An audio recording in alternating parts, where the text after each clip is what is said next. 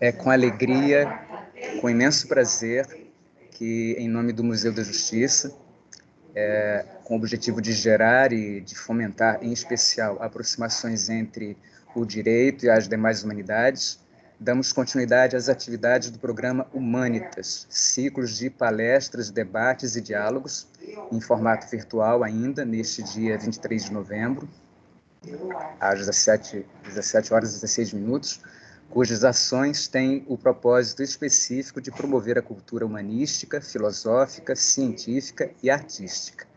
Em sua 14ª edição, intitulada Modernismo e Mestiçagem, Mário de Andrade e o Aleijadinho, o Humanitas conta com a presença da escritora, professora e pesquisadora Guiomar de Grammont, que ainda em referência ao centenário da Semana de 22, promoverá uma reflexão sobre como o modernismo construiu sua ideia de antropofagia, a partir do conceito de mestiçagem, e acerca do modo como Mário de Andrade revalorizou a figura de Aleijadinho, por exemplo, reconstruindo-o como personagem macunaímico, ainda que o escritor parecesse ocultar sua própria origem mestiça.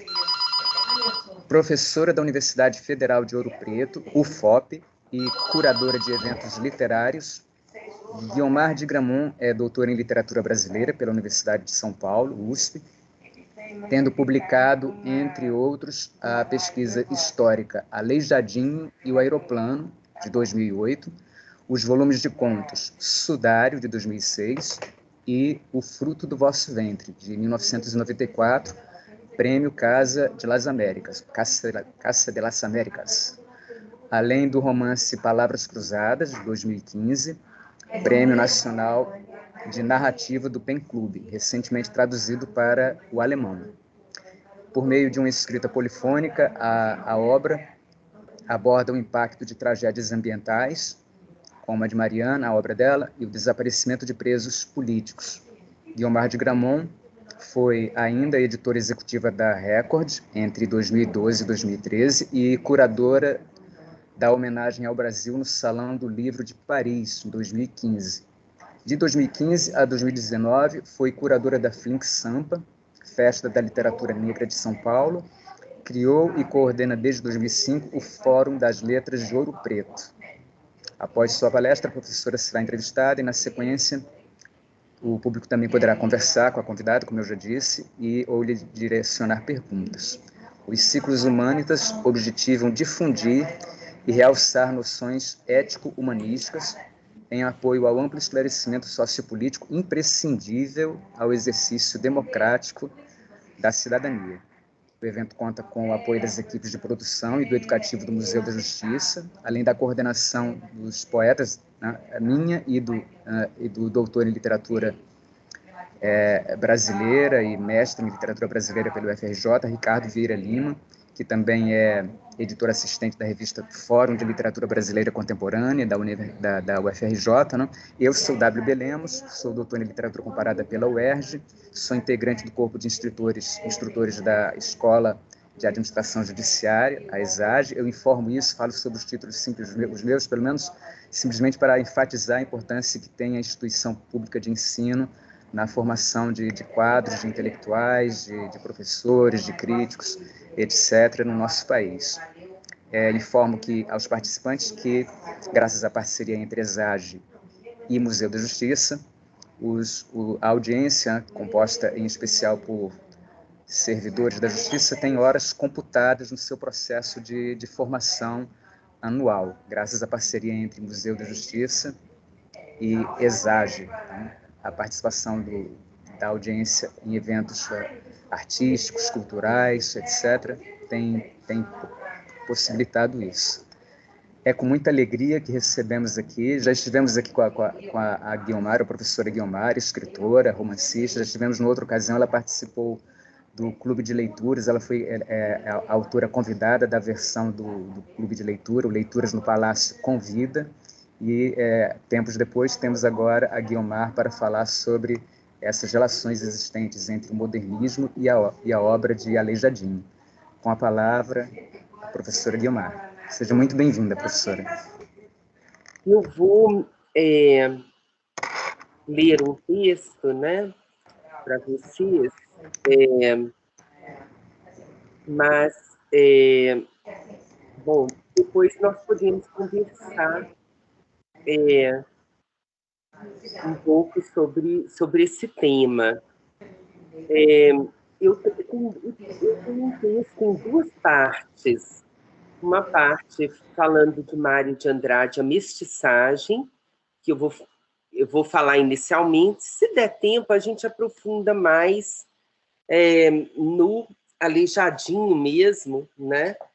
Que é o tema desse livro que eu publiquei em 2008, que foi a minha tese de doutorado, Aleijadinho e o Aeroplano, que saiu pela Civilização Brasileira, né, feito a partir da minha tese de doutorado, sobre Aleijadinho, como diversos contextos da história do Brasil construíram o seu Aleijadinho, né? Para dar um exemplo, como tem a ver com o nosso tema, né? Para o IHGB, interessavam um aleijadinho branco, filho de pai português, né? Filho do Manuel Francisco da Costa, que era um português. E no modernismo já interessava, né, enfatizar um aleijadinho mestiço, filho de uma escrava. Então, quase como se o aleijadinho mudasse de cor ao longo da história, né, se mostrando esse vetor. Na história da arte brasileira, da construção de uma ideia de arte nacional brasileira, está ligada a essa figura do Aleijadinho. Não sei se vocês podem ver aqui. Essa capa é muito bonita, uma foto do Ferrante. Você pode levantar só um pouquinho mais? Aí a gente vê... perfeito. Agora a gente viu perfeito. Muito grato. O adro de Congonhas na chuva e uma criança, né, negra empinando uma pipa, né? Uma foto lindíssima que tem muito a ver com o que eu tentei falar nesse livro, colocar o Aleijadinho, mostrar o Aleijadinho como um ser humano, né? Como uma pessoa que teve uma vida muito mais prosaica do que aquilo que ficou consagrado na história, né? Quase como um super-homem que construiu milhares de igrejas, né? Que teve uma obra que jamais teria sido possível em várias cidades, uma obra que jamais teria sido possível com os meios de locomoção da época, né? Então eu construí esse livro assim um pouco. Foi um livro polêmico, recebido de uma forma polêmica.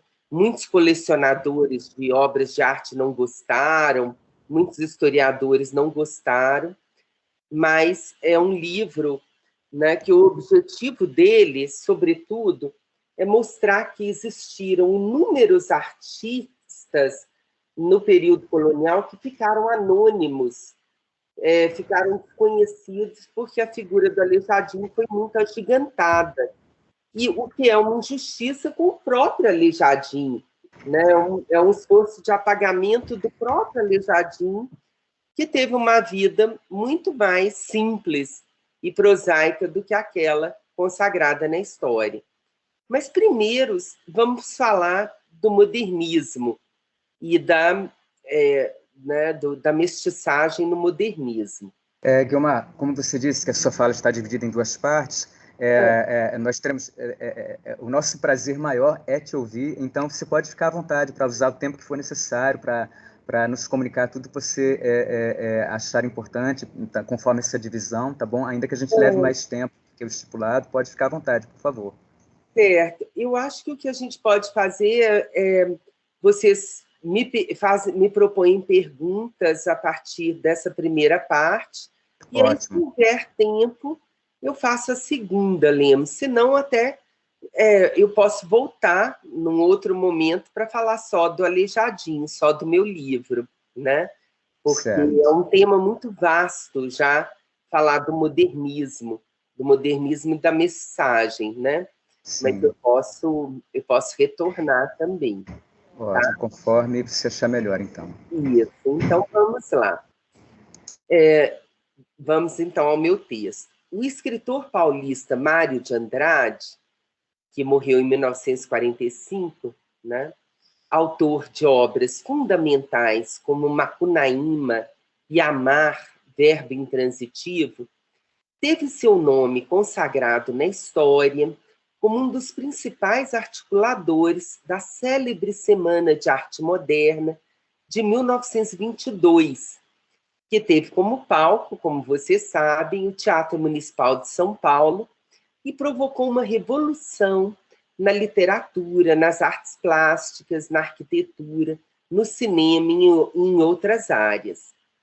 Minas entra na vida de Mário de Andrade em 1919, quando ele faz a primeira viagem dele ao estado, especificamente para visitar em Mariana, na região central, o poeta simbolista Alfonso de Guimarães. Ele vem de São Paulo de trem, desembarca em Belo Horizonte e, ao chegar ao destino, ele tem o primeiro contato com o barroco e seus monumentos e fica deslumbrado. 5 anos depois, ele acaba voltando com outro espírito, dessa vez integrando a caravana formada pelos modernistas que se destacaram na Semana de 22, entre eles Oswaldo de Andrade, escritor e dramaturgo, sua mulher, Tarsila do Amaral, artista plástica, acompanhados do jornalista René Thiollier, da fazendeira Olívia Guedes Penteado, do advogado Gofredo Teles e do poeta franco-suíço Blaise Cendrars. Eles tinham passado o carnaval no Rio de Janeiro e decidiram assistir às cerimônias da Semana Santa nas Minas Gerais. O certo mesmo é que, de tão importante, esse passeio histórico que aconteceu em abril de 1924 acabou ganhando o nome de Viagem da Descoberta do Brasil. A caravana passou por Belo Horizonte, Ouro Preto, São João del Rei, Tiradentes, Mariana e Congonhas. Na busca das raízes da nossa identidade nacional, Mário de Andrade publicou em 1928 o texto Aleijadinho, no livro Aspectos das Artes Plásticas no Brasil, ressaltando o período em que viveu o escultor e entalhador mestiço, segundo a primeira biografia de Aleijadinho, publicada em 1858 por Rodrigo Ferreira Bretas, né, que ressalta o fato de Aleijadinho ser o filho de uma escrava e de um português. Né?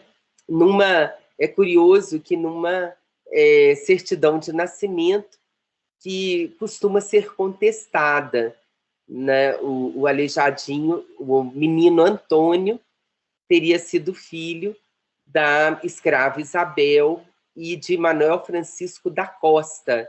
Falta o Lisboa nessa certidão, né? E não tem também o sobrenome do menino. Então, alguns assumem essa certidão como um documento veraz e outros contestam essa certidão, até porque pelo documento de óbito, pela certidão de óbito do Aleijadinho, ele teria nascido em 1738 e não em 1730, como está nessa certidão. Mas, enfim, isso é apenas um parêntese. Esse herói barroco foi criado no âmbito do amplo programa de redescoberta das raízes da arte brasileira, desenvolvido pelo grupo de jovens intelectuais e artistas de São Paulo, que fizeram a Semana de 22. Durante sua viagem à Europa, em 1912, Oswald de Andrade descobre o Manifesto Futurista de Marinette, publicado pelo Figaro em 1909, pelo Fígaro, né? As discussões dos escritores e artistas brasileiros em torno desse manifesto dão origem ao movimento de renovação artística que culmina com a Semana de Arte Moderna de São Paulo e a publicação da revista Claxon, em 1929, com colaborações de muitos artistas estrangeiros, dentre estes, Roger Avermaet, diretor da revista Lumière, onde também aparecem artigos dos modernistas de São Paulo. São, assim, intensificadas as relações entre as cenas artísticas na França e no Brasil. Em 1928, Oswald de Andrade leu pela primeira vez o Manifesto Antropofágico na casa do escritor e ensaísta Mário de Andrade. Esse documento iconoclasta de estilo espetacular, que se tornou a bandeira do movimento modernista, atraiu a atenção sobre a mestiçagem racial e cultural no Brasil. Oswald de Andrade propõe uma revolução política, social e cultural fundada sobre a redescoberta das raízes do Brasil. Esse manifesto constituiu o eixo teórico de toda uma corrente estética fundada sobre a reapropriação dos modelos locais, o retorno às fontes chamadas primitivas, imersas sob os modelos europeus. O programa modernista visava, inclusive, a trazer motivos para uma criação artística que pudesse ser de expressão nacional, religando, assim, o passado colonial e o presente, de forma a realizar, como teriam feito os artistas do Brasil colonial, uma espécie de deglutição das formas artísticas importadas para produzir uma arte autenticamente nacional. Investidos do papel de antropófagos culturais, né, numa memória dos tupinambás, né, da antropofagia, né, da época colonial, relatada em livros que aterrorizavam os europeus, né, como Hans Staden, né, que contam, né, dos índios cozinhando e comendo colonizadores brancos europeus, né? Os modernistas, eles se investem do papel de antropófagos culturais, claro que essa antropofagia é metafórica, né? E, então, personagens que se consideram parte de uma cultura que devora a cultura europeia para dela, né, para criar formas híbridas, formas autenticamente nacionais, formas de cultura local, mas que trazem elementos das culturas europeias. Eu vou dar depois alguns exemplos. Esses artistas e escritores empreendem uma série de viagens a Minas para pesquisar as origens mais autênticas do que viria a ser a cultura brasileira. Mário de Andrade foi um militante ardoroso, não apenas um dos fundadores do movimento modernista e o guia ou o guru dessas viagens de redescoberta. Ele também procurou tornar constitucionais suas ideias sobre a preservação da memória artística do país, para nossa sorte também. No governo da época, porém, do populista Getúlio Vargas, Mário e Rodrigo Melo Franco de Andrade, pesquisador que deu início ao Serviço de Proteção ao Patrimônio Cultural no Brasil, estiveram o tempo todo em contato, trocando ideias e projetos.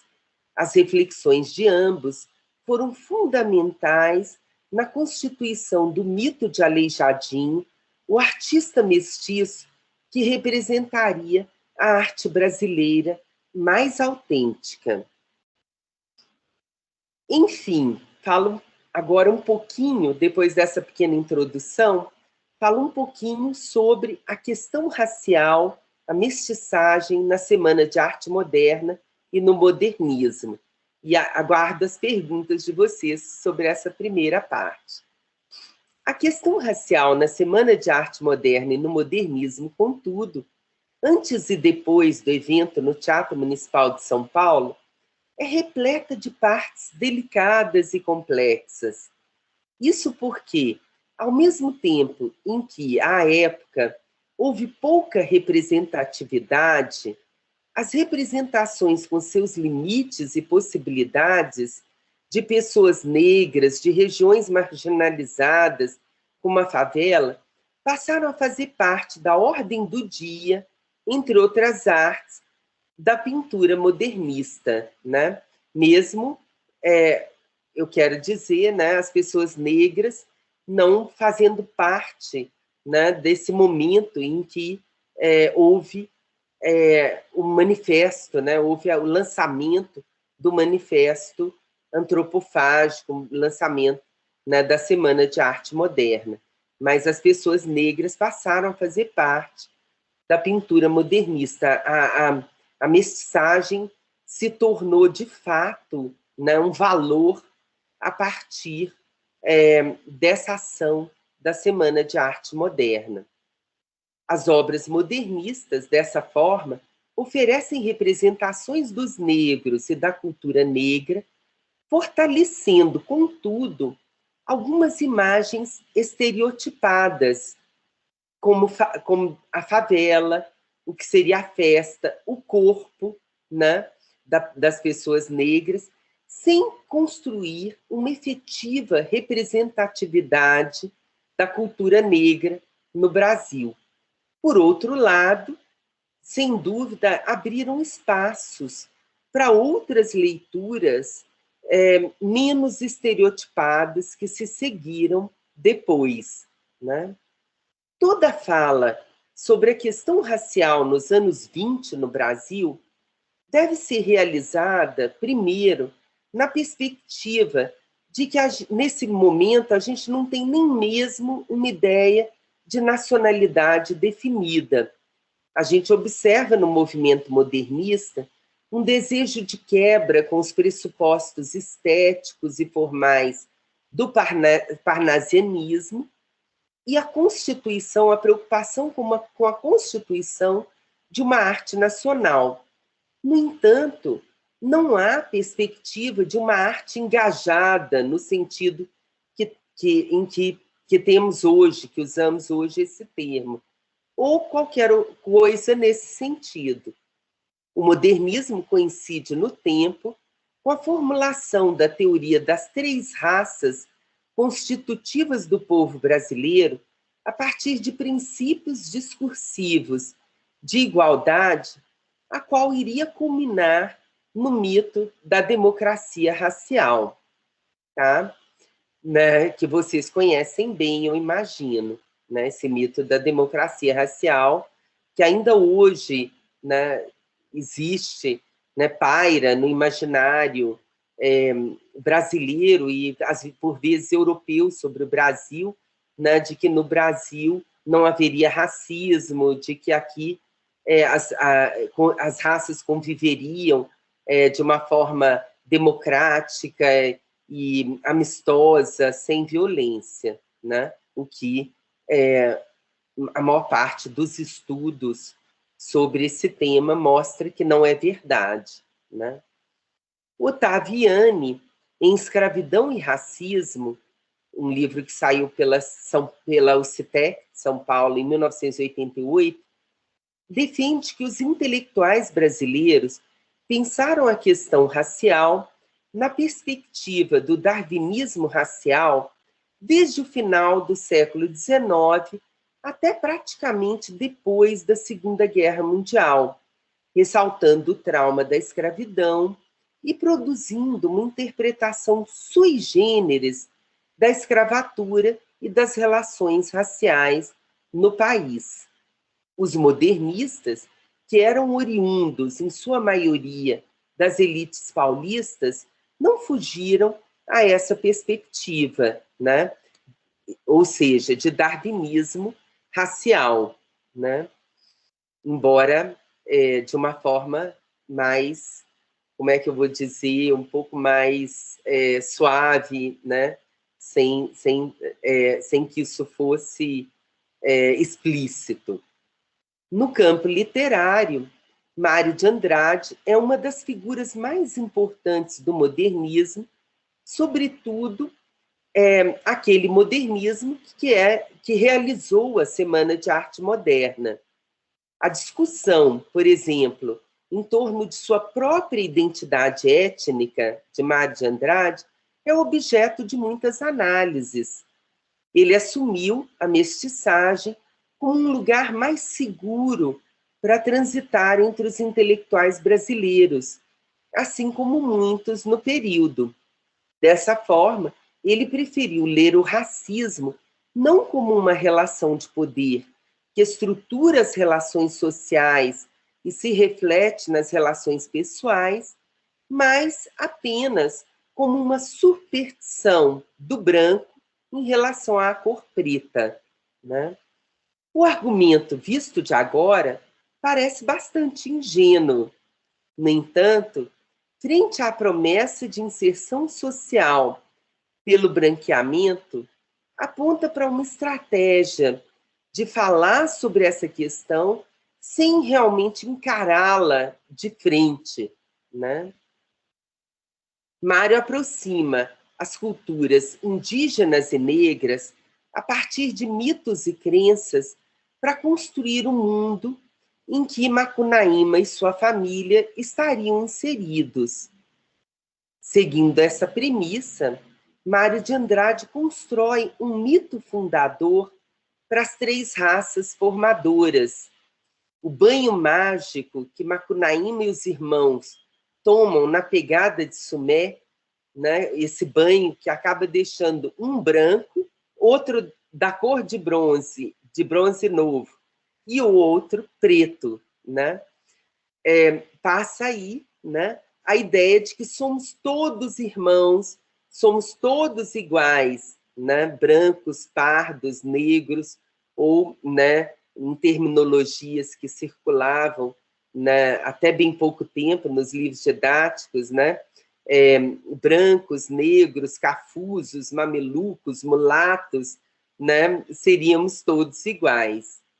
No entanto, a relação com a modernidade não se dá de forma pacífica. Só uma observação, né? Era muito engraçado nos livros didáticos em que eu mesma estudei, né?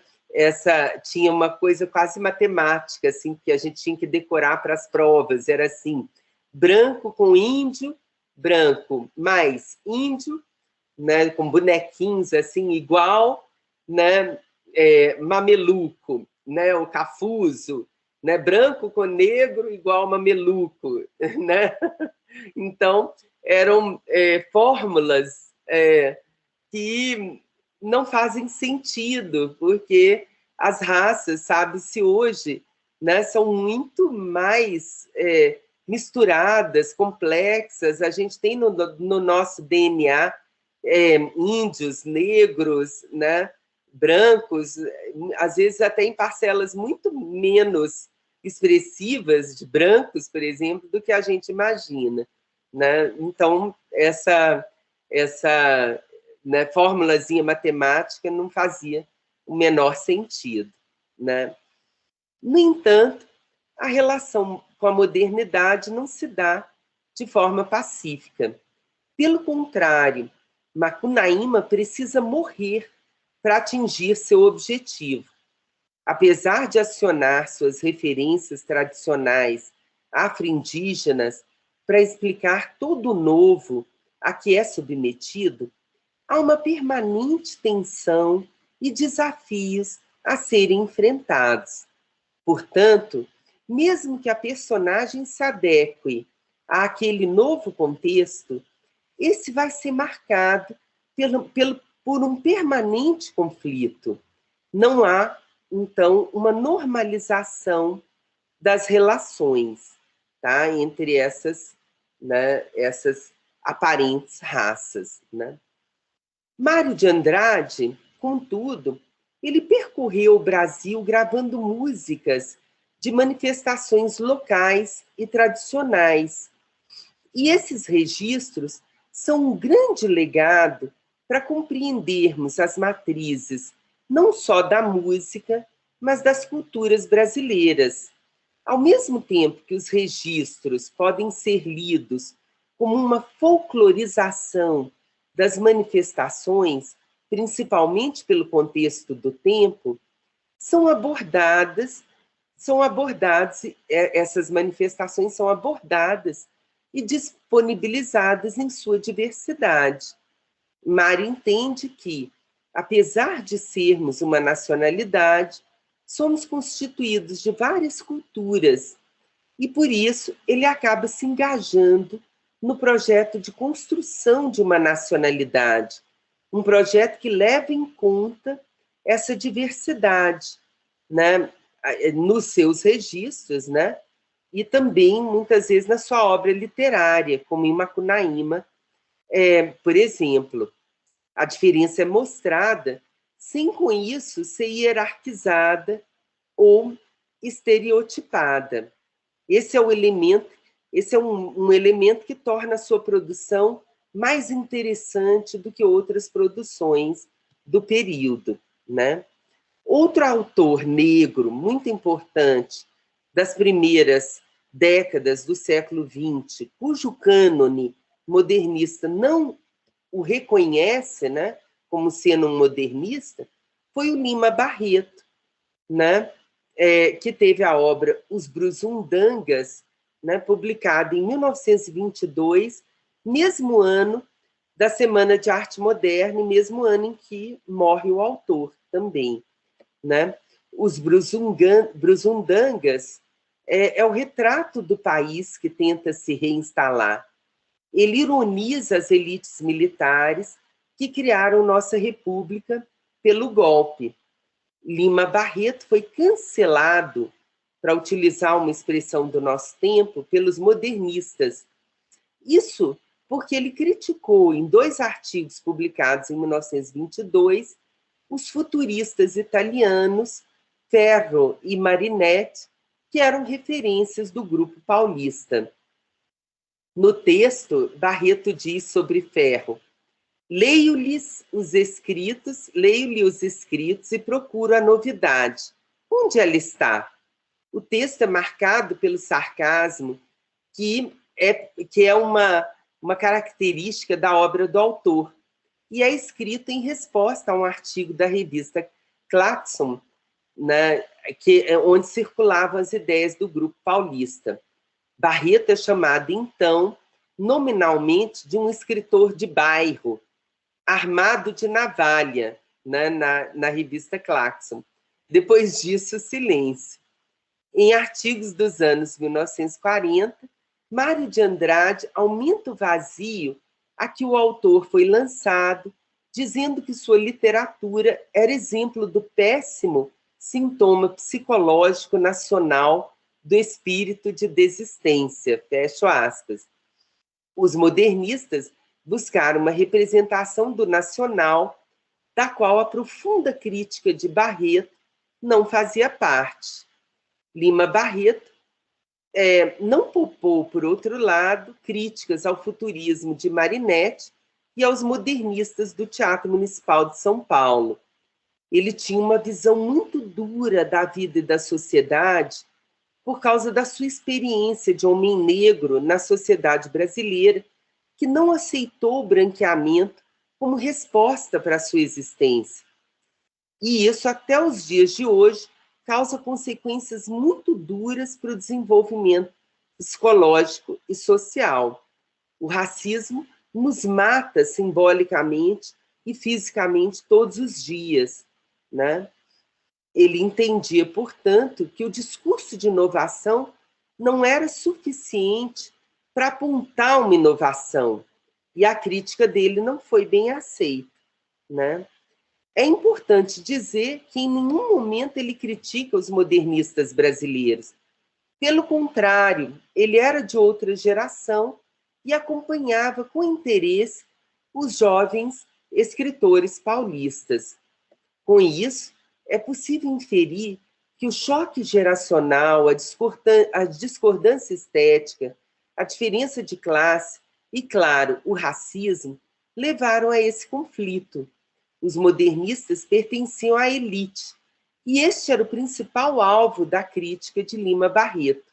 Por outro lado, há uma disputa de entendimento do que seria o nacionalismo, pois enquanto Lima Barreto está preocupado com as relações sociais, que em certa medida também era um tema para Mário de Andrade, a maioria do grupo modernista imaginava um nacionalismo mais internacionalista, né? Enquanto Barreto tem consciência de sua condição de preto, Mário de Andrade, por outro lado, entende a sua cor como duvidosa. Ele é o mais escuro de sua família, enquanto Barreto nasceu e viveu numa família preta.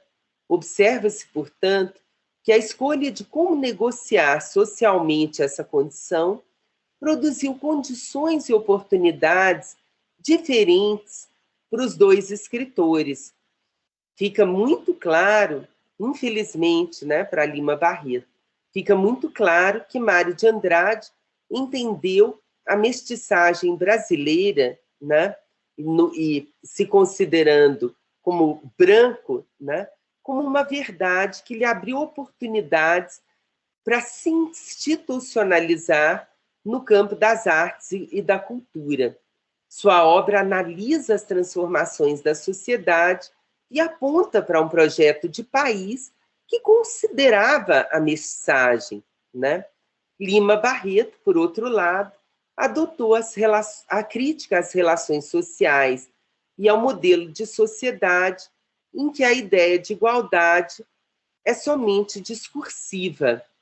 A origem do mito, entendido como explicação para algo que não tem explicação, né, esse mito da democracia racial, acaba sendo exatamente essa distância entre o que é um projeto e o que é uma realidade social, um abismo social, no caso, né?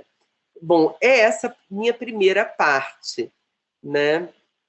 Se caso vocês tenham questões sobre essa primeira parte, a gente pode passar para, né, responder essas questões e depois falar um pouquinho também sobre o Aleijadinho na obra do Mário de Andrade. Tá? Muito grato, Guiomar, por suas palavras ricas de erudição, de sabor, de beleza, de contextualização histórica também. Eu vou sugerir, então, aqui à audiência. Eu tenho algumas perguntas me ocorreram enquanto a Guiomar falava. A gente vai começar essa conversa agora, mas eu peço para que a audiência fique à vontade aqui para expor aqui comentários. Eu estou acompanhando o chat, vocês podem fazer perguntas. Quem desejar pode abrir a câmera, pode falar também, se for o caso, né? Mas se houver alguma timidez, podem se expressar aqui por escrito também, e eu lerei os comentários e as perguntas para a Guiomar.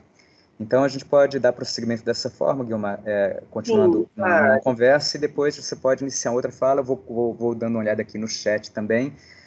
Me parece que nós vamos fechar essa série de eventos que a gente realizou aqui, eventos relacionados às comemorações, né, referentes ao modernismo. Né? A gente já teve aqui a presença do professor João César de Castro Rocha, falando sobre antropofagia. A gente teve a Gênese Andrade, que organizou o livro Modernismos, né, também, e agora estamos aqui com a professora Guiomar, também falando sobre essas relações, né, entre fases da nossa história artística, então, com brilho, com beleza, com erudição. Guiomar, uma de suas falas me fez pensar sobre o seguinte, e aí eu gostaria de te ouvir acerca disso, né? O que você diria sobre como a gente pode pensar a atuação dos modernistas, né, sendo, ao mesmo tempo, né, iconoclástica mas também, de alguma forma, né, eles acabam atuando também como construtores de mitos, né, como elaboradores de novos mitos. Como você percebe isso? Como você vê isso? Nossa, obrigada por essa pergunta tão interessante, sabe, Lemos. Eu diria assim, eu acho que foi importantíssima a ação dos modernistas, sabe? Inclusive, eles influenciaram também a Latinoamérica, sabe? O conceito de Lezama Lima, de contra-conquista, eu acho que é tributário da leitura do Mário de Andrade também, e é um conceito que até hoje é estudado, assim, né, nos textos do Sérgio Gruzinski, por exemplo, né, a contraconquista seria assim, seria uma espécie de antropofagia, seria assimilação, né, de formas europeias para construir uma cultura própria, né, pelo que o Lezama Lima chama de senhor barroco.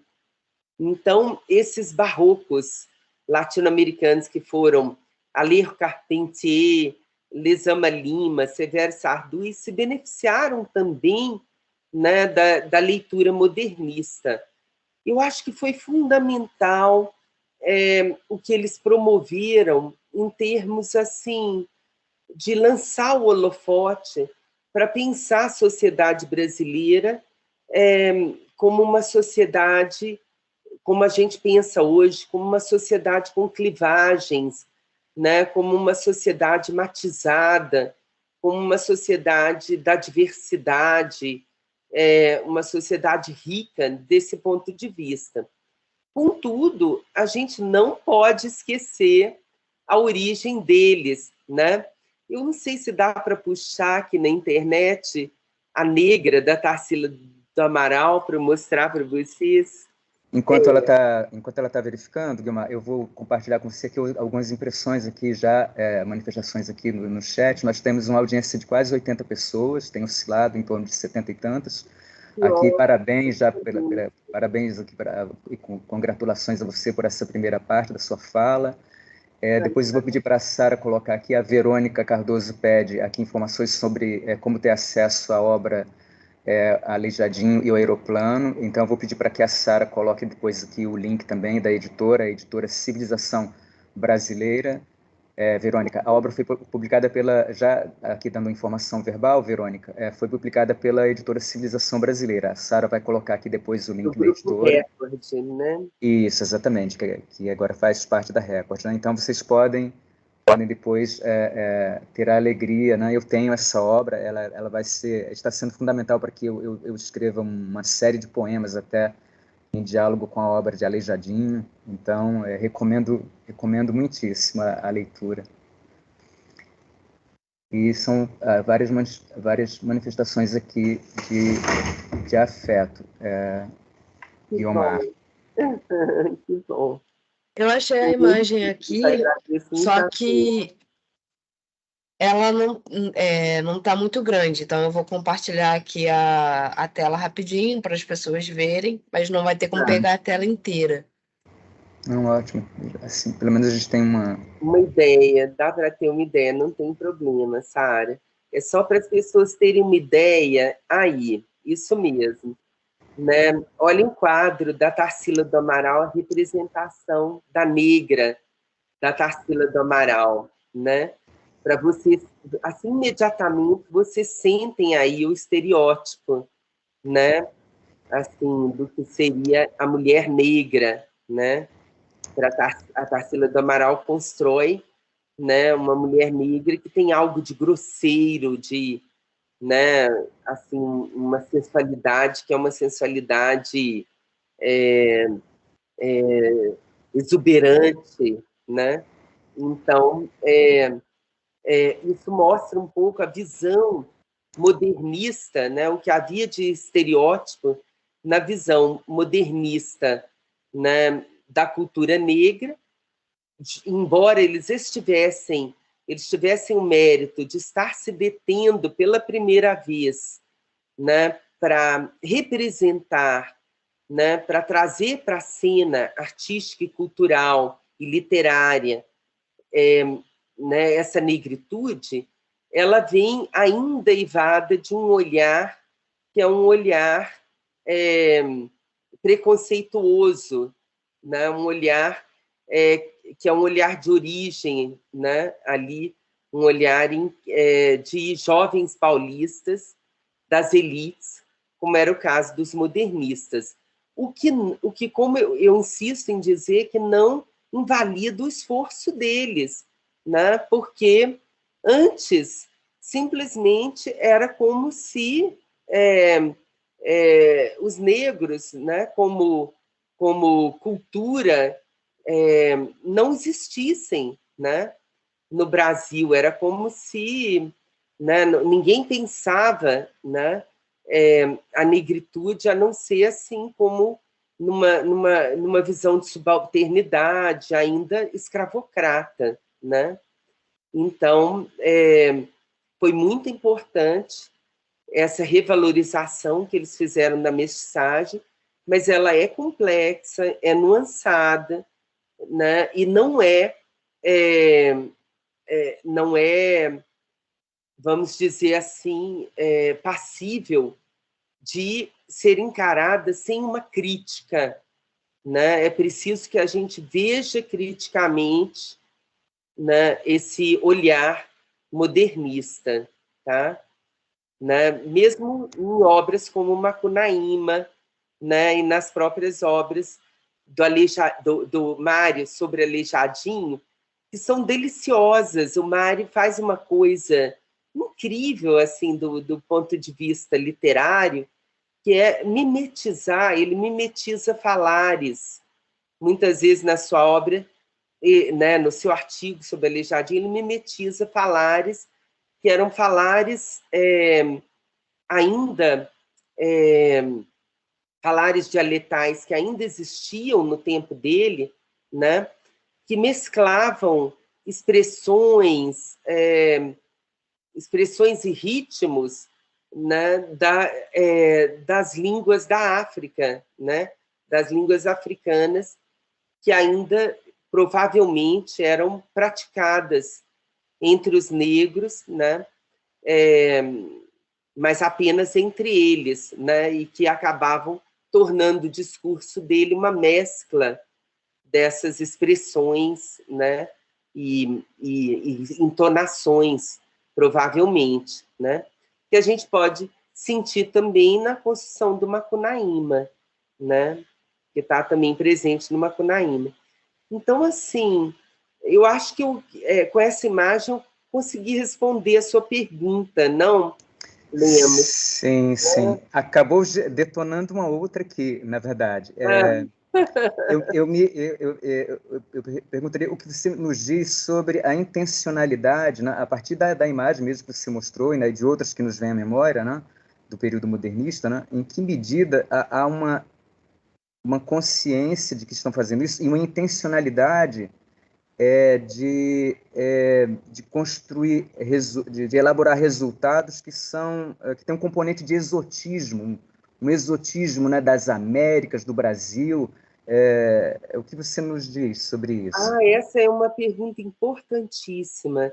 Isso está no capítulo do meu livro em que eu falo dos viajantes e dos modernistas. Eu associo esses dois movimentos, assim, que os viajantes estrangeiros, né, que visitaram o Brasil, sobretudo no século XIX, né, alguns ainda 18, né? Eu me lembro do Debré, por exemplo. Né?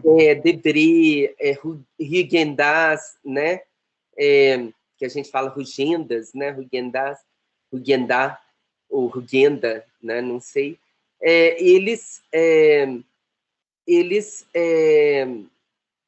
e vários outros também, né? Eles falavam do Brasil de uma forma preconceituosa, muitas vezes, eivada de preconceito, porque eles escreviam para europeus que jamais iriam vir ao Brasil. Então, eles escreviam já para uma escuta, né? Com esse olhar. O olhar deles era um olhar que não queria descobrir o Brasil, ele queria confirmar uma imagem de Brasil que os europeus tinham. Enquanto que os modernistas, como os modernistas, o movimento é outro, né? O movimento os modernistas, eles vão para a Europa estudar pintura, né? Tarsila do Amaral, Anita Malfatti, né? Vão conviver com artistas e escritores e poetas como Blaise Cendrars, na França, e ali, né, eles se sentem assim como que estimulados a apresentar um Brasil que seria aquele Brasil do qual eles sentem que eles fazem parte, mas que teria uma identidade diferente daquela europeia, sabe? É um movimento assim semelhante. Eu vivi isso, porque eu morei na França, né? Estudei na École des Hautes Études, fiz um período no meu doutorado lá, e eu me lembro assim de intelectuais brasileiros que nunca tinham gostado de samba, nunca tinham ouvido samba, e de repente começavam a querer ouvir samba, querer aprender a sambar, né? Porque isso era valorizado na França, né? Como uma identidade nossa. Então, com eles acontece a mesma coisa. Eles se sentem estimulados, né, impulsionados a apresentar uma identidade Brasil, né, o que seria a marca do Brasil, né, o que seria a diferença, né, deles em relação aos europeus, e uma diferença que é percebida como um valor, né? E ao buscar essas características, ao buscar essa marca, né, a mestiçagem é ressaltada de imediato, né? O Brasil não é um país como a França, né? O Brasil é um país composto de indígenas, de negros, né, e brancos, né? Então, isso acaba ressaltando no discurso deles, né? Esse exotismo, porque através do exotismo eles valorizavam a si próprios e a cultura brasileira para os olhares, diante dos olhares europeus. É isso. Grato, Guiomar. Uma outra questão que me surgiu enquanto te ouvia tem relação com o tema embranquecimento, né? Você falou sobre o modo ambíguo, né, e problemático com o qual o próprio Mário de Andrade lidava com a sua condição, digamos assim, étnica, né? E eu fiquei me perguntando em que medida, o que você nos diria sobre a possibilidade, né, de que algo semelhante, né, ao que se deu com Machado de Assis, né, um empenho, um esforço para embranquecê-lo, em que medida isso poderia ter ocorrido com Aleijadinho? Com Aleijadinho, eu diria que assim, Aleijadinho, ele mesmo, provavelmente não tinha os sentimentos que a ele se atribui, né? Até a palavra barroco, por exemplo, ela é uma palavra que se consolidou no século XIX e que é aplicada anacronicamente aos artistas do XVIII, né? É impossível saber hoje como Aleijadinho, ele mesmo, sentia a sua própria negritude, né? Há relatos, né, nessa primeira biografia do Bretas, né, de que ele preferia trabalhar à noite para não ser visto, mas mais, segundo Bretas, por causa da doença, né, por causa desses outros aspectos. E então a gente não dá para saber, né? Mas a forma como a gente, como Aleijadinho estudado, é analisado, tanto pelos modernistas, como depois até pelo próprio Bazin, pelo Germain Bazin, há pérolas assim, de racismo né, na forma como Bazin se refere também ao Aleijadinho, né? Aí sim, né, esse olhar é um olhar que estereotipiza, que rotula, que classifica, né? E provavelmente assim isso era um conflito inconsciente, eu imagino, para o Mário, sabe? Porque o Mário constrói uma Macunaíma, o Mário busca essa revalorização da mestiçagem, né? Ele constrói esse Brasil matizado, ele não só busca, mas ele, na verdade, ele constrói uma ideia de mestiçagem, né, do Brasil. É ele quem começa a construir essa ideia, e, ao mesmo tempo, né, ele jamais se assume, né, como um homem negro, né? Então, esse embranquecimento está presente na vida dele, né? Assim como na vida do Machado de Assis, né? É um resgate, assim, pensar hoje, né, o Machado de Assis como negro, supondo, inclusive, que as fotos do Machado de Assis tenham sido retocadas para que ele parecesse mais claro do que é, né? Na Flim Sampa, a gente homenageou Machado de Assis em 2018, se não me engano, foi nesse ano, e aí a gente colocou, né, um Machado de Assis, uma foto do Machado de Assis, como a gente imagina que, de fato, ela teria sido, né, como um homem negro, né? Então, havia, assim, um interesse das classes letradas, né, do homem letrado, de se apropriar da cultura do colonizador e, ao se apropriar, se identificar, né, com essas culturas também na sua identidade negra, né, ou branca, né, anulando a sua identidade negra e assumindo uma identidade branca, né, assumindo, então, um embranquecimento, né? Você falou sobre a impossibilidade, né, de a gente ter acesso a como o Aleijadinho, o próprio Aleijadinho se via, né? Quer dizer, uma grande dificuldade realmente, né? Mas você identifica, né, nas pesquisas que você fez, você identificou indícios da história, indícios de que ela tenha tentado embranquecer o Aleijadinho, como ocorreu com Machado? Sim, sim, um indício fundamental, Lemos, é atribuir a ele o Manuel Francisco da Costa Lisboa como pai. Sabe? Sim, você tinha mencionado em sua fala, sim. Né? Ele, o Manuel era o arquiteto das obras reais, era o arquiteto arquiteto e construtor mais conhecido do período colonial, era português, era branco, era casado, teve vários filhos, né?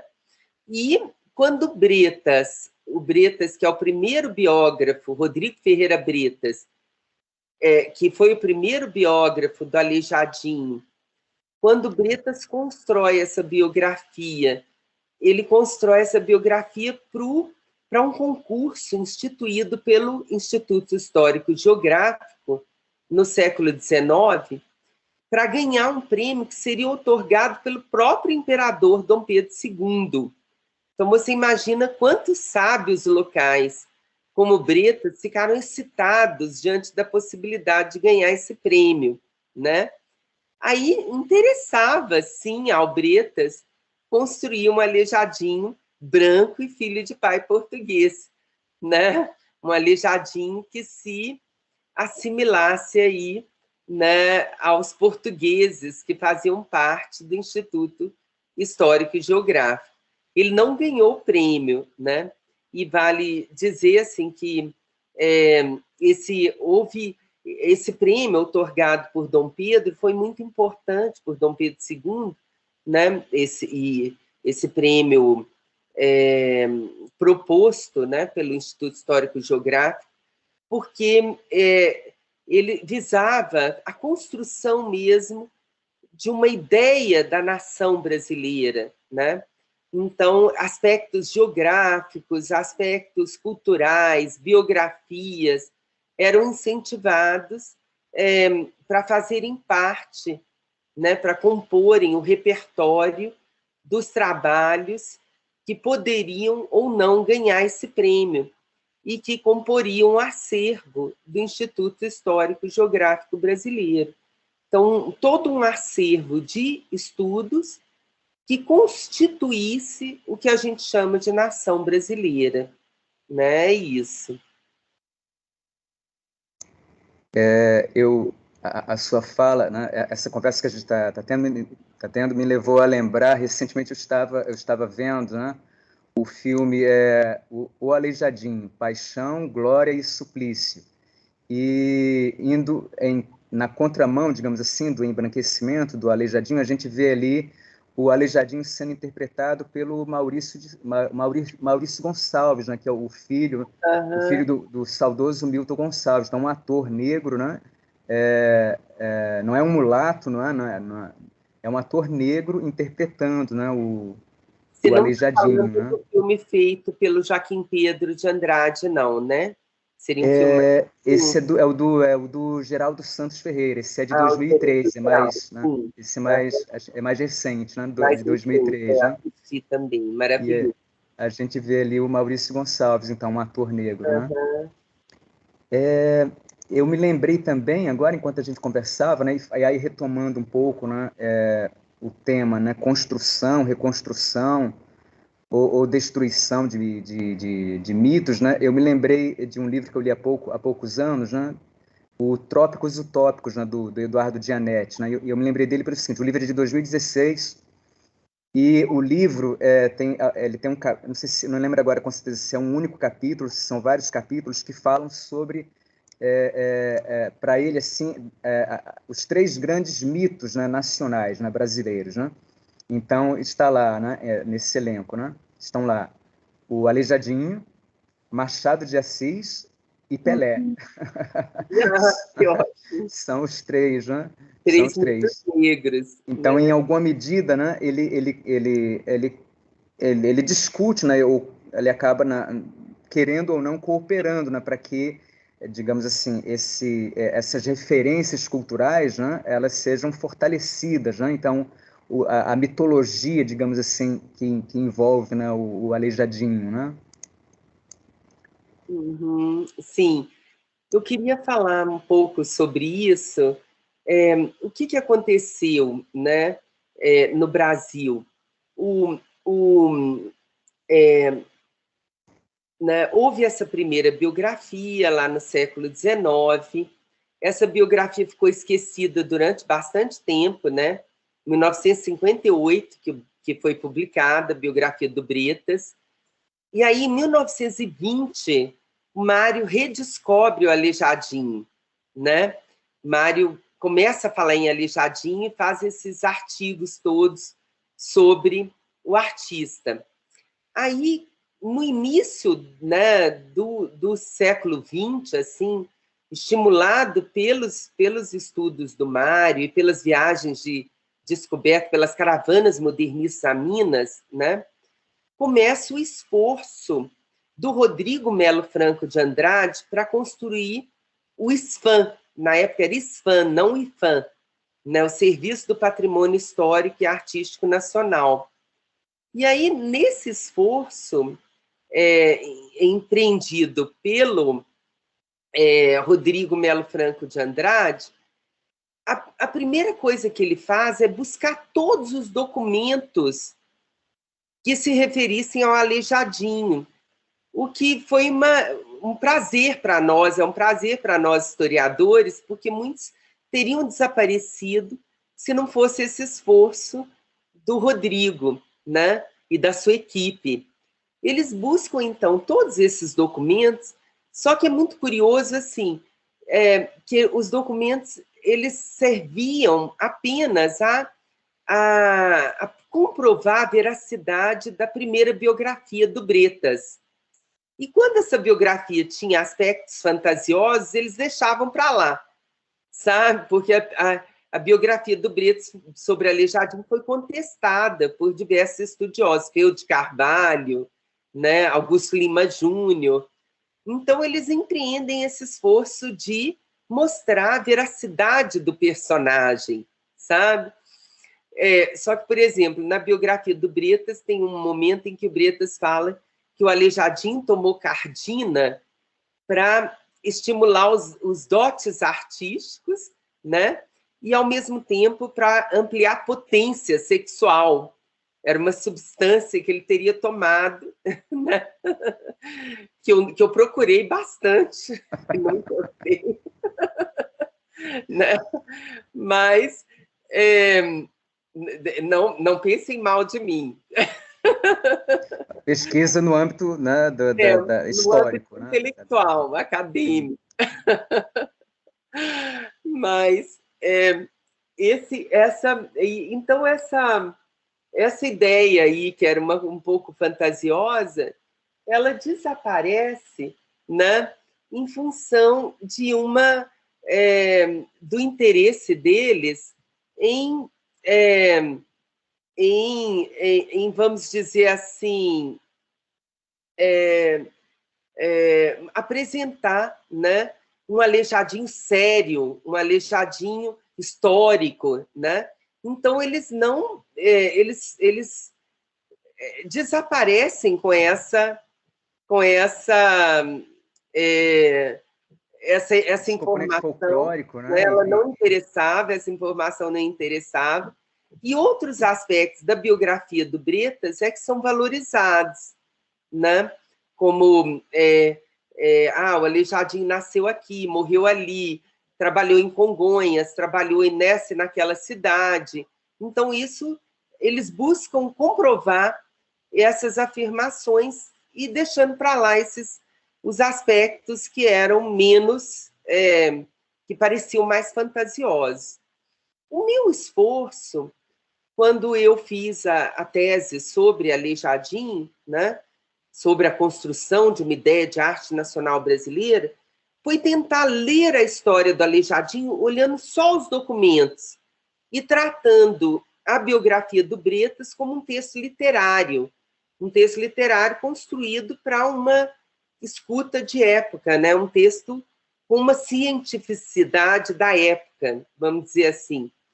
E aí, o Aleijadinho que eu encontrei era muito mais prosaico, muito mais simples, né? O Aleijadinho que, de fato, a gente percebe quando a gente lê apenas os documentos, sabe? Lemos. Uma coisa importante também, né? Por isso que eu te perguntei se você estava falando do filme do Joaquim Pedro, de Andrade, são os níveis, sabe? Porque me parece, o Rodrigo Ferreira Bretas, que é o primeiro biógrafo do Aleijadinho, ele é um bisavô, um tio-avô, não me lembro agora bem, do Rodrigo Melo Franco de Andrade. Aí o Rodrigo Melo Franco, então a gente tem um nível de criação do Aleijadinho, depois o outro nível, outra geração, recriando o Aleijadinho, reforçando o Aleijadinho, e depois a gente tem um filme do Joaquim Pedro, que é filho do Rodrigo Melo Franco de Andrade, que é um filme muito bonito, muito contundente, modernista, eu diria, né? Um filme sobre o Aleijadinho, né? Também. Então, reforçando mais uma vez esse personagem, essa figura, esse mito, né? É isso. Guilmar, eu tenho várias outras perguntas agora, mas eu gostaria de saber se você gostaria de dar início a uma nova fase, digamos assim, aqui do evento, né, com mais uma fala sua. Eu acho que não é preciso agora, vai ficar para uma outra vez. Eu acho que a gente já está falando do Aleijadinho, né? Eu acho que se for o caso, eu não sei. Tá, tudo bem. Então, aqui, em função de nossa curiosidade, da minha curiosidade, eu acho que a gente pode pensar para frente, em mais um encontro em que você fale exclusivamente sobre os resultados de suas pesquisas, por exemplo. Então, falando exclusivamente sobre o seu livro, né? Mas o que você acha de falar, digamos assim, de já pincelar um pouquinho, de nos introduzir um pouco a aos temas que estão presentes nesse seu trabalho? Eu fiquei muito curioso, por exemplo, quanto a alguns dos tópicos que são abordados, por exemplo, né? O modo como a imagem dele, né? do artista, né? Que envolve uma doença, uma deformação física, o quanto isso coopera, né? O quanto isso foi explorado, né? Para a construção da imagem dele, por exemplo. Isso é tematizado no seu livro, por exemplo. Sim. No meu livro, né, eu mostro só há um documento que se refere ao aleijadinho doente, né? Uhum. É um momento em que o aleijadinho é carregado por 2 escravos, então é um documento, um recibo, né, para 2 escravos carregarem o aleijadinho para ver uma obra. Só que a doença, ela serve a um aspecto que é um aspecto fundamental na biografia do Bretas, sabe, Lemos? Que era assim, os textos que estavam circulando naquele momento eram os textos do romantismo, né? Eram os textos de Victor Hugo, né? Falando do Corcunda de Notre Dame, né? Que vocês conhecem tão bem agora, até pelo desenho animado da Disney. E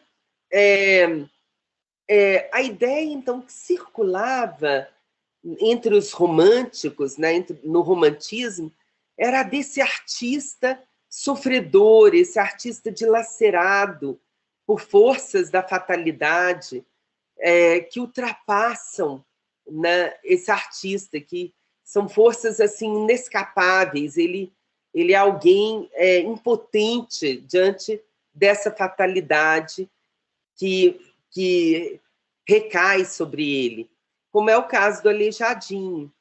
E, então, por isso, o Quasímodo, o Corcunda de Notre Dame, né, ele serviu como um modelo, vamos dizer assim, para o Bretas construir o seu Aleijadinho, sabe? Ele serviu, de alguma forma, como uma efígie que fazia parte desse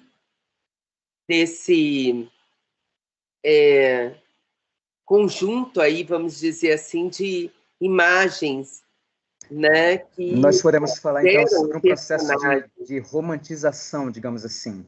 É possível, né?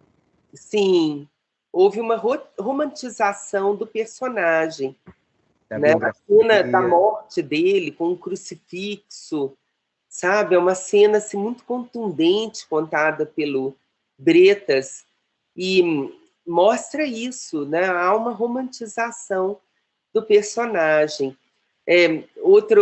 Seria assim, como um Hefestos também, né? Um herói alquímico que transforma, né, o coxo Hefestos, né, que é o deus grego, né, aquele que forja, né? Pelos romanos, que é o deus das transformações alquímicas, né, o deus que transforma a natureza em cultura, né, então essas figuras estão na base da formação do mito do Aleijadinho. E não haveria nenhum problema na construção desse mito, sabe, Lemos? São mitos fundadores que também constroem identidades, trazem divisas para o Brasil. Quantas pessoas vêm a Ouro Preto para visitar Aleijadinho, sabe, para conhecer, né, a obra dele, né, para ver o túmulo onde supostamente ele foi enterrado. Então, isso não haveria problema, O que há de problema é uma espécie de falsificação da história, de apagamento da história, em que inúmeros outros artistas que construíram essas obras maravilhosas não são estudados, deixam de ser estudados, deixam de ser... né, deixam de ter a obra deles estudada também, né, ou sofrem deturpações, né? Obras deles são atribuídas ao Aleijadinho, que aí elas ficam mais valiosas, né? Então, isso é que não é, vamos dizer assim, interessante na história, né? Porque a gente deixa de perceber todo um manancial de possibilidades de leitura e interpretação, porque a gente está centrado na figura de apenas um personagem. É isso. Guilma, você poderia... Esse aspecto é muito curioso. Se você puder falar um pouco sobre... em sua pesquisa, você fala sobre a possibilidade, ou a efetiva realização de um trabalho de criação coletiva, né? Em um ateliê com a participação de outros artistas. Você pode falar um pouco disso? E você mencionaria algum nome de algum artista que tenha sido injustiçado em função disso, em função dessa elaboração, né? Mítica, digamos assim? Por exemplo, Francisco Xavier de Brito, sabe? E até eu tenho um exemplo, o próprio Manuel Francisco da Costa Lisboa. Há um chafariz aqui em Ouro Preto, muito bonito.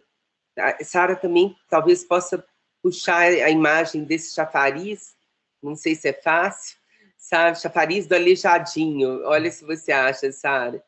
Tem um busto que em cima esse chafariz, e esse chafariz foi uma obra arrematada pelo Manuel Francisco da Costa Lisboa.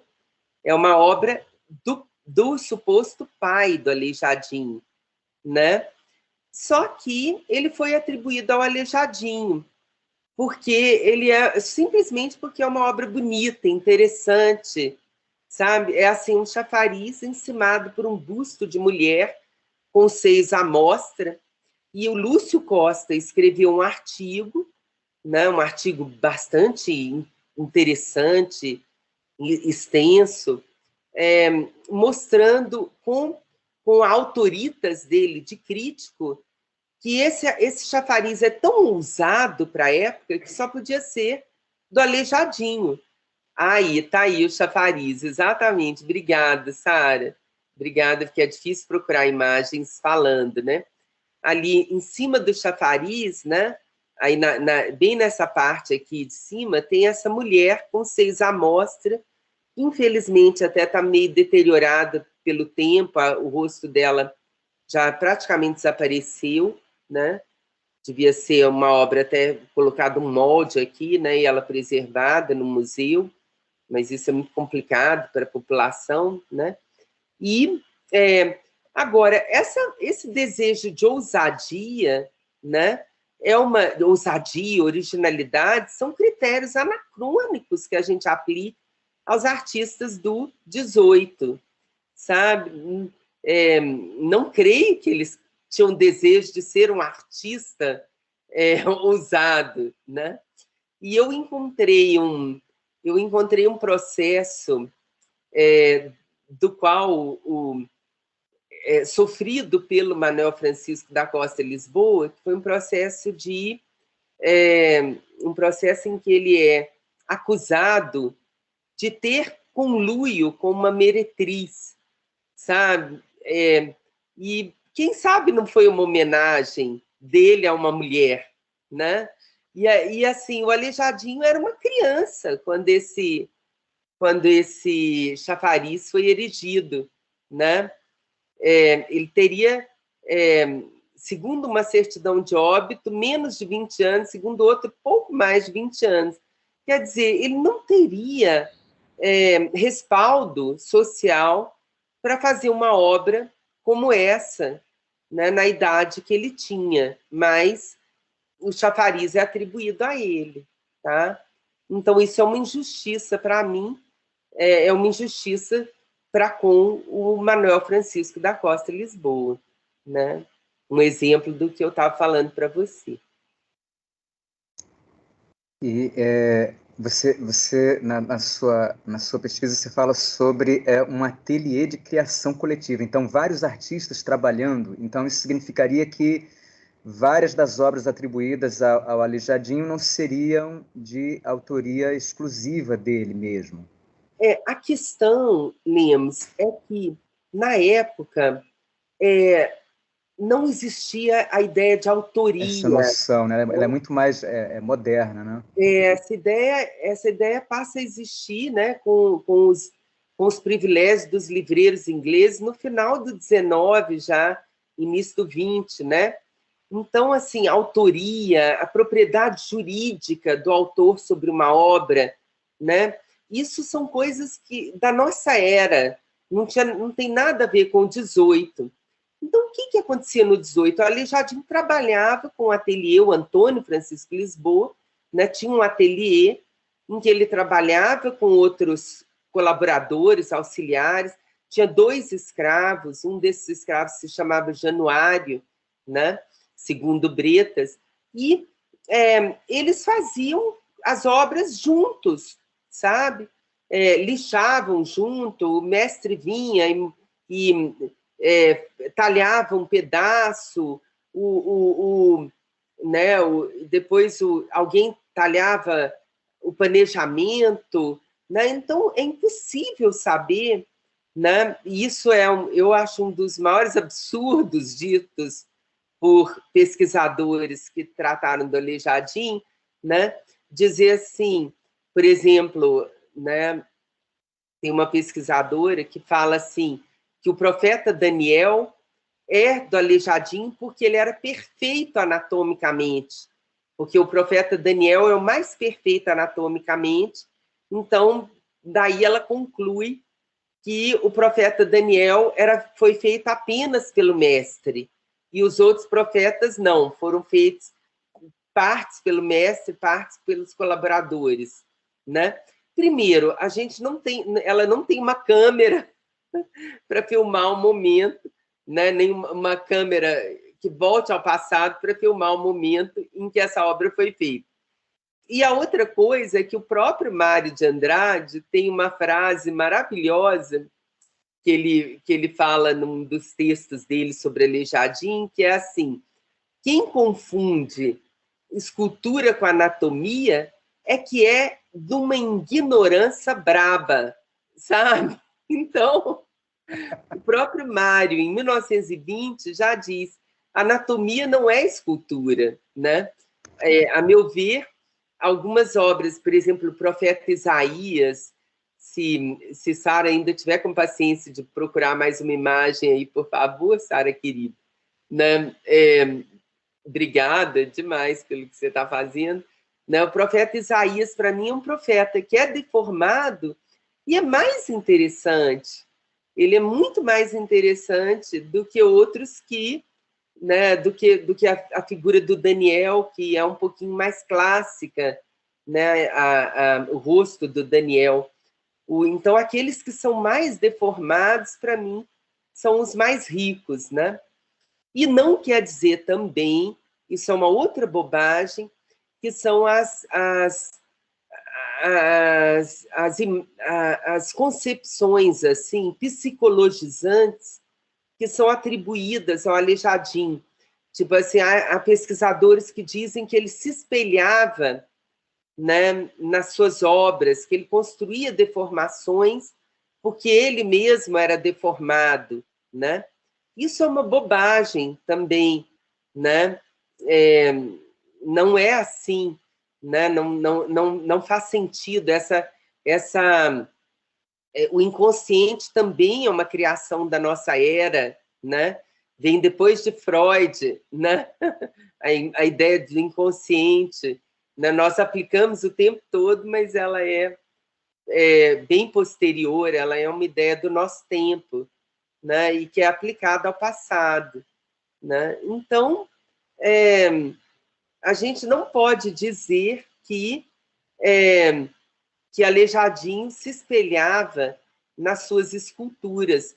Pelo contrário, assim, era eram esculturas feitas por encomenda. A ideia do indivíduo, o indivíduo também, no sentido moderno, tal como nós o conhecemos, é uma criação mais da nossa era também, né? Então, naquela época era importante emular figuras. Aí o Isaías, como é maravilhoso Isaías, né? E que né? Tem pesquisadores que dizem que não é do Aleijadinho porque ele seria pior, né? Como escultura, né? Também essa gradação aí, essa hierarquização entre esculturas, as melhores seriam aquelas mais proporcionadas anatomicamente, e as piores, as menos proporcionadas anatomicamente, não faz sentido nenhum, né? É uma visão da escultura, da arte, que realmente é completamente equivocada, né? A escultura não precisa ser anatomia, como disse né? Como disse o Mário, é de uma ignorância braba, né? Muito bom. Guilmar, essas esculturas todas, elas foram... a matéria-prima em que ele trabalha é a pedra-sabão, né? Mas o Aleijadinho, ele trabalhou em muitos outros materiais também, não é isso? Madeira... Sim. Outras matérias-primas, né? Sim, trabalhou sim. O ateliê do Aleijadinho construiu obras tanto em pedra-sabão, que são essas obras dos profetas, quanto também em madeira, né? Tanto na igreja São Francisco de Assis, as obras mais documentadas, onde trabalhou o ateliê de Antônio Francisco Lisboa, são a igreja de São Francisco de Assis, de Ouro Preto, que tem os recibos todos em posse da Irmandade de São Francisco de Assis, e o conjunto dos Passos de Congonhas. E lá nos Passos de Congonhas, como todo mundo sabe, quem já foi lá, né, a gente tem as capelas, dentro das capelas dos Passos, o Cristo com os soldados, né, são as imagens dos Passos de Cristo, que eram as imaginações, né, baseadas nas imaginações de Santo Inácio de Loyola. Você imaginava o sofrimento de Cristo para ascender, né, a uma vida mais espiritualizada, para você ter também, se arrepender dos seus pecados, se purificar, né? E no adro a gente tem os profetas. E Lemos, uma curiosidade a dizer sobre esses trabalhos é que esse conjunto dos Passos de Congonhas do Campo, ele foi inspirado no Bom Jesus do Matozinhos de Braga, né? Um conjunto que está lá em Braga, que é muito hermético e interessante também. Eu estive em Braga e achei muito curioso o conjunto de Braga. Mas essa junção, profetas com Passos de Cristo, é uma coisa que só se vê aqui, em Congonhas do Campo, porque os profetas são uma iconografia do alto medievo e os Passos de Cristo já do barroco, sabe? Posterior. E a junção das duas é uma coisa que só aqui em Minas que a gente vê. Então, é uma espécie assim de santo grau, assim, sabe? É uma coisa tão interessante, misteriosa, é muito muito curioso, assim, por que, né, houve né, esses dois projetos iconográficos juntos ali em Congonhas do Campo, né? E uma mescla, né, de escolas artísticas, né, de estilos, né, de gêneros, né? Isso, exatamente, né? Guilmar, eu te perguntaria só, tem uma imagem que eu gostaria de mostrar, e eu pediria para a Sara, se você não se incomodar, Guilmar, que é um retrato do Aleijadinho feito por um pintor e desenhista chileno, né, que se radicou no Brasil. Eu queria até ter usado na arte de divulgação do evento, mas o pessoal da arte acabou não usando. eu posso mostrar? Posso pedir para a Sara mostrar para a gente? É do pintor, o Henrique Bernardelli, na verdade. Ele viveu no Rio de Janeiro, né? Ele é de Valparaíso, mas viveu no Rio de Janeiro, e essa obra acho que é dos anos 30, se não me engano. Sara, eu enviei o link aí para você, aqui pelo chat, aqui, se você conseguir acessar. E, Guilmar, a gente fica muito curioso, você falou sobre, né, a gente está falando sobre aspectos polêmicos, né, históricos, artísticos, né, e em um dado momento da sua fala, quando você se referiu ao seu trabalho, você mencionou a série de polêmicas que ele desencadeou. Então, você pode falar um pouco sobre isso, sobre o modo como, imagino que junto, né, essa polêmica tenha sido, digamos assim, intensificada, né, pelo posicionamento de marchands e tudo mais. A gente gostaria de te ouvir um pouco sobre isso também, ainda que a gente tenha a intenção de, posteriormente, quem sabe, explorar isso mais detidamente, né? Mas a gente queria saber um pouco sobre essas polêmicas. Sim, claro. Eu tenho um capítulo chamado Originalidade e Emulação, se não me engano, o último capítulo do meu livro, em que eu mostro como houve um esforço, assim, existe um esforço, né, que é um esforço que começa com os artistas do Renascimento, de relacionar uma obra a um artista. Isso porque as obras começam a ser objetos de mercado, né? Então, antes do Renascimento a gente não tem isso, né? A partir do Renascimento a gente tem assim Michelangelo Fetit, né? A gente começa a ter a assinatura do artista na obra, né? E essa assinatura implica em que, uma obra, ela é quase que uma parte do artista. A gente usa até um termo um pouquinho complexo, assim, que chama, é o termo hipóstase. É como se ela estivesse no lugar do artista, né? Que é um pouco o que o Benjamin, né, na obra de arte, na era da reprodutibilidade técnica, chama do Ich et Nunc da obra de arte, que é assim, uma presença daquilo que está ausente, né? E aquilo que está ausente é o artista, com a sua vida, com a sua vinculação ao seu tempo, com tudo que caracteriza, né, as emoções que ele colocou na sua obra, etc. Então, enfim, essa aura, isso que é também, né, o que o Benjamin chama de aura, né, que é o artista na obra, né, a hipóstase, começou a ser um objeto de mercado, a partir, sobretudo, também do século XIX. Né? Começou a ser muito importante, se você atribui uma obra a Picasso, o valor dessa obra fica estratosférico, né? Assim, então, isso começaram a ser muito importantes as atribuições. E essas atribuições, né, e a persona do artista também, daí o mito Aleijadinho ter sido agigantado a esse ponto, né?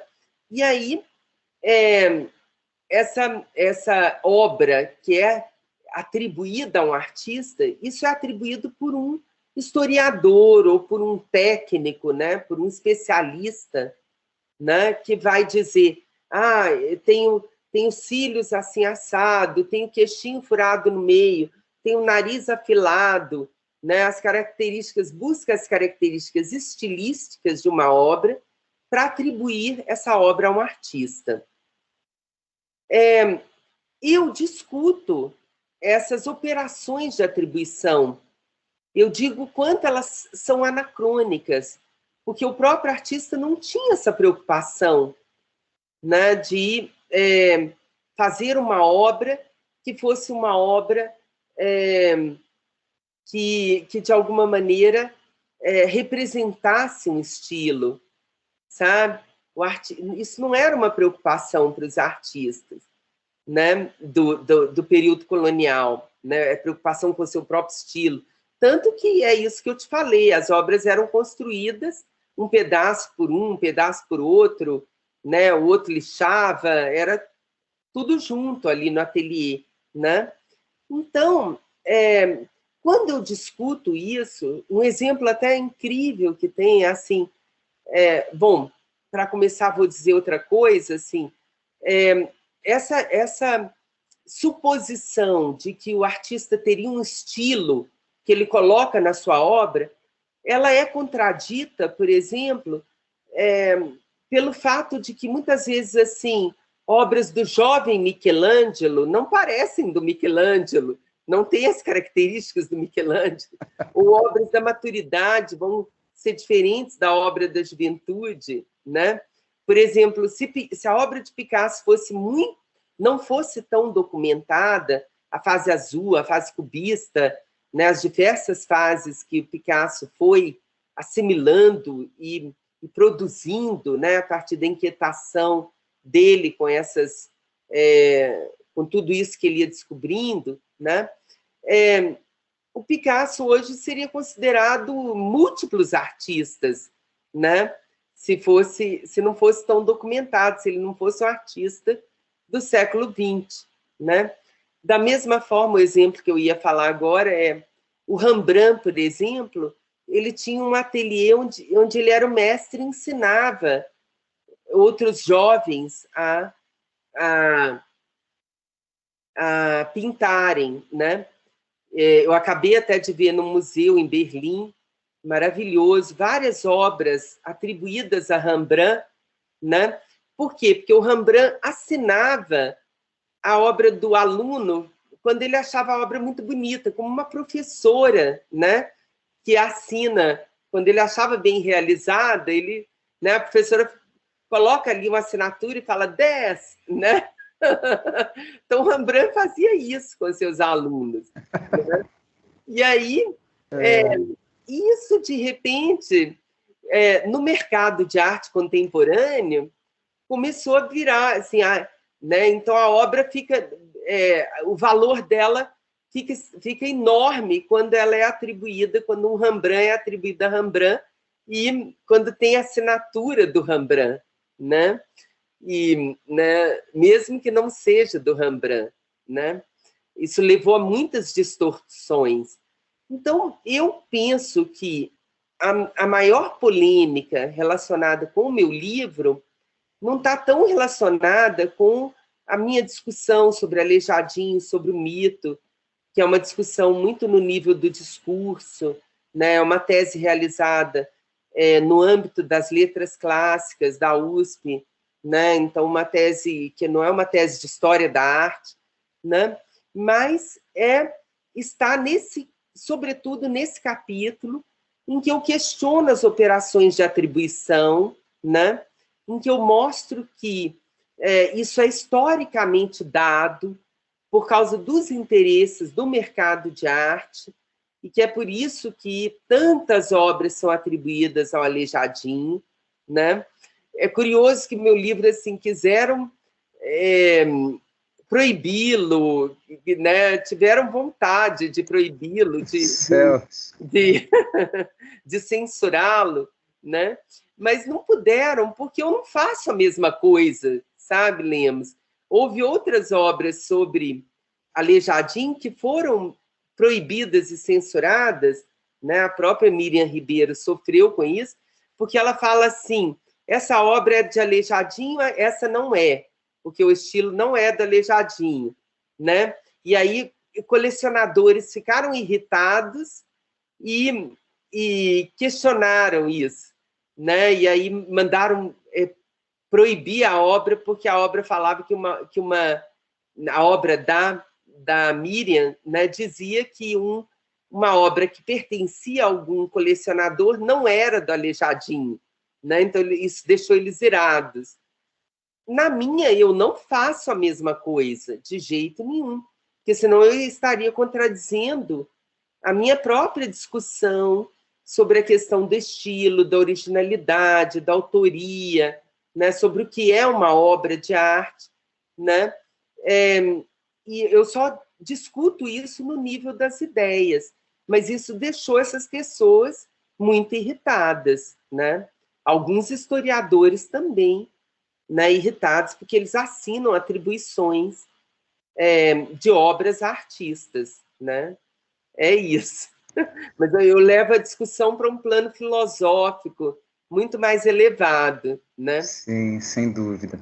Uma outra distorção que foi feita relacionada com isso, só rapidinho, assim, sei que o tempo nosso já está escoando, foi uma galeria de arte de São Paulo que cortou uma gravura em 1000 pedacinhos para que cada pedacinho tivesse um pedacinho da assinatura do Dalí, para vender a um preço mais alto. Aí você imagina, não interessava mais a integridade, a obra não interessava, né? O que interessa é o valor da obra no mercado de arte, né? Sim. É isso. Assustador. Assustador.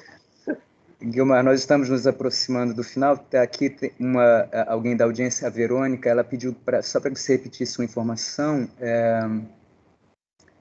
Pode repetir qual a obra do Aleijadinho corresponde à da Igreja de Bom Jesus de Matosinhos, em Braga? É o conjunto, todo o conjunto dos passos, sabe? Porque lá em Bom Jesus de Matosinhos, se vocês forem visitar a igreja, vocês vão ver, tem os passos todos de Cristo ali, né? Tem essa ideia, né? É uma série de obras, já, na verdade. É, né? uma série de obras. São os passos da cruz, né? Você sobe uma escada e você vai vendo em cada lugar, é o que chama assim, né? Um monte santo, um monte sacro, né? A igreja fica lá no alto, como a igreja de Congonhas, e aí tem várias cenas, né, representando ali cenas da vida de Cristo, sabe? Então é todo o conjunto da igreja de Bom Jesus de Matosinhos de Braga, né? É isso. Guilmar, foi uma alegria, um prazer mesmo te ouvir, né? Você fala com paixão, com verve, com entusiasmo, e compartilhou tanto conosco, tanto conhecimento, e nos estimulou aqui a nos aprofundarmos, né? Na busca, né? por mais, né? Então, com alegria que agradecemos a sua disponibilidade, sua generosidade, um prazer mesmo te ouvir em mais esse encontro e que seja o prenúncio de outros. Com certeza. Eu que agradeço muito a você, Lemos, pelo convite. Né? Agradeço demais a Sara, ao Jefferson, a todos que se envolveram, né, nos aspectos técnicos também, né, para tornar isso possível, tá? E a todos os que estiveram nos ouvindo, né, ao Tribunal de Justiça. E assim, realmente, assim, parabéns por essas iniciativas tão incríveis, né? Agradeço demais a vocês e a todos vocês que estiveram nos assistindo também. Você tem sido uma colaboradora. Isso, espero continuar sendo, com todo prazer. Que bom. Somos gratos por isso. Então, te desejo uma boa noite a todos que permaneceram conosco aqui, a audiência até agora, e continuamos juntos, então, em outras empreitadas como essa. Muito grato, mais uma vez, Guilmar. Muito grato a todos pela presença. Um abração a vocês todos. Obrigada. Um abraço.